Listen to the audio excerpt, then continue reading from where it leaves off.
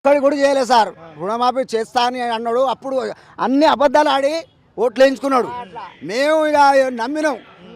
4,000 ఇస్తా, పింఛన్ 4,000 ఇస్తా, ఆడోళ్ళకు 1 కోటి ఇస్తా, కోటీశ్వరుడు చేస్తా అని మొత్తం అంటే నమ్మిళ్ళు.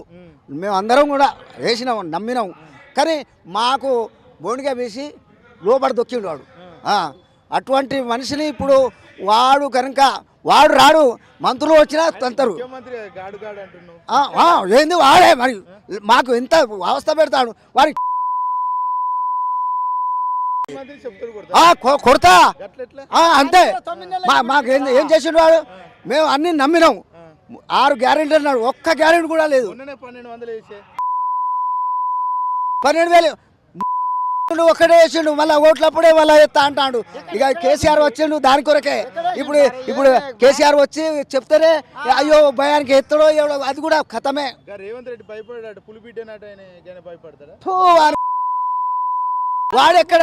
మేము ఉన్నాం, మేము అడవిలో ఉన్నాం, మేము ఉన్నాం.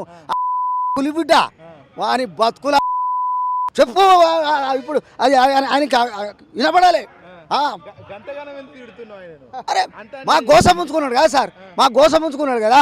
యూరియా బస్తా తరగలే, ఏది రైతు బంధు రాలే, అదే ఆ ఒడ్లు ఒక 20 గుంటల ఒడ్లు ఆడమంటే ఓ గోసం ఉంచుకున్నారు. రాత్రి చిరుకులు పడితే తెలంగాణ